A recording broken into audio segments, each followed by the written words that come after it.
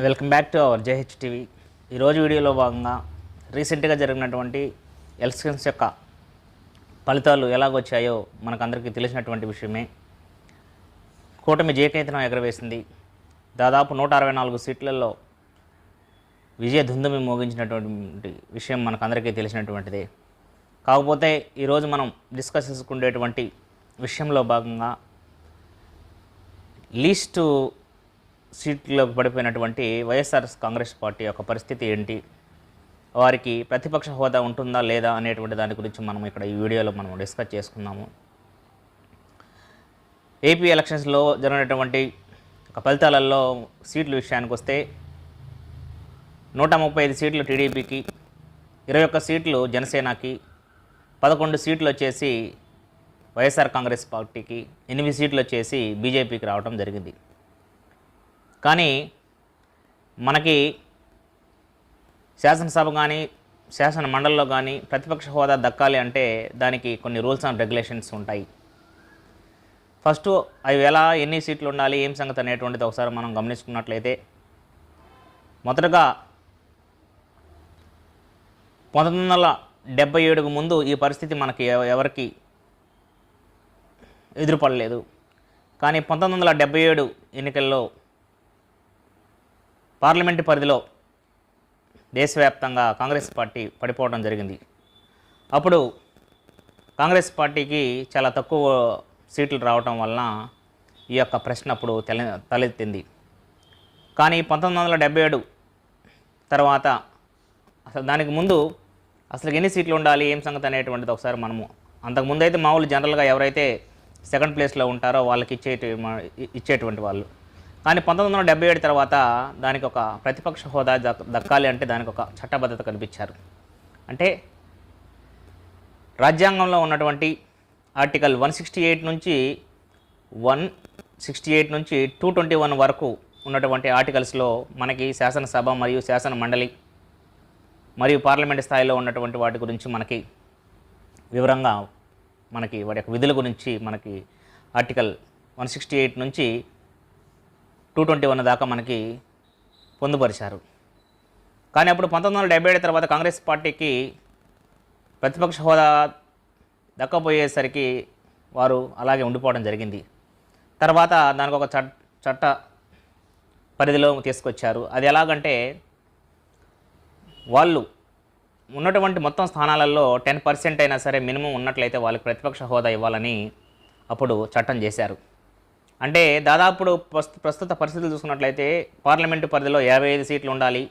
మరియు మన యొక్క శాసనసభ విషయానికి వచ్చినట్లయితే మనకి మినిమం 18 సీట్లు రావాల్సినటువంటి అవసరం ఉంది. పోయినసారి 2019లో జరిగినటువంటి ఎన్నికల్లో మనకి చంద్రబాబు నాయుడికి కూడా ప్రతిపక్ష హోదా కోల్పోయేటువంటి పరిస్థితి ఏర్పడింది. కానీ అప్పుడు 21 సీట్లు ఉన్నటువంటి టీడీపీ ప్రతిపక్ష హోదా కల్పించారు. అసలు ప్రతిపక్ష హోదా ఉండటం వల్ల ఫలితం ఏంటి, అసలు దానికి ఎందుకు పొజిషన్ అనేటువంటి దాని గురించి ఒకసారి మనం ఆలోచించినట్లయితే, ప్రతిపక్ష హోదాలో ఎవరైతే ఉంటారో వాళ్ళకి క్యాబినెట్ హోదా ఉంటుందన్నమాట. క్యాబినెట్ హోదా అంటే ఏ అయితే గవర్నమెంట్ కల్పిస్తుందో సెక్యూరిటీ విషయంలో కానీ, వాళ్ళ యొక్క ప్రిఫరెన్స్ విషయం కానీ, కొన్ని వాటికి వాళ్ళని ఆహ్వానించేటువంటి విధానం కానీ వాళ్ళకి ప్రిఫరెన్స్లు ఉంటాయి. అది లేని పక్షంలో జనరల్ శాసనసభ్యులాగా ఉండవలసి వస్తుంది.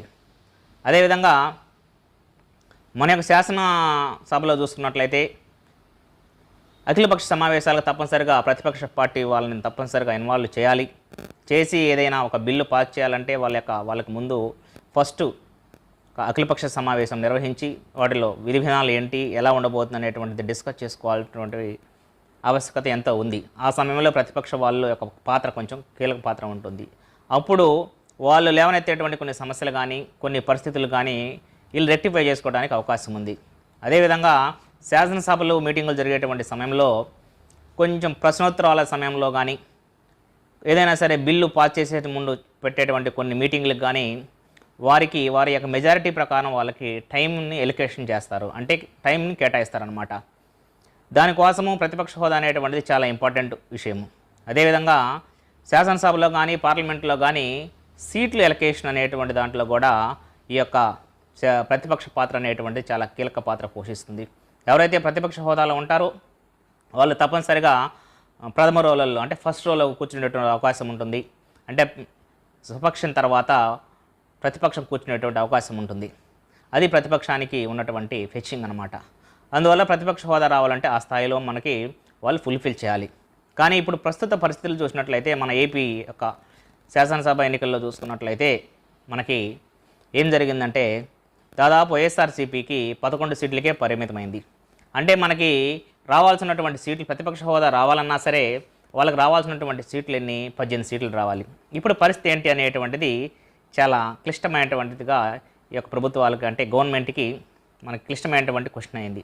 అదేవిధంగా ఈ పరిస్థితుల్లో వాళ్ళు కొంచెం చట్టాల ప్రకారం చూసుకుంటేనేమో తప్పనిసరిగా పవన్ కళ్యాణ్కి అంటే జనసేన పార్టీకి 21 స్థానాలు ఉన్నాయి కాబట్టి వాళ్ళకి వచ్చేటువంటి అవకాశం ఉంది. కానీ ఇప్పుడు భిన్నమైనటువంటి పరిస్థితులు మన ఆంధ్రప్రదేశ్లో ఉన్నాయి కావున అంటే ఎవరైతే జేఎస్పీ ఉన్నారో పవన్ కళ్యాణ్ వీళ్ళు మిత్రపక్షం కాబట్టి వాళ్ళకి సపోర్ట్ కాబట్టి వాళ్ళకి ప్రతిపక్ష హోదా కలిగేటువంటి అవకాశాలు ఉండకపోవచ్చు.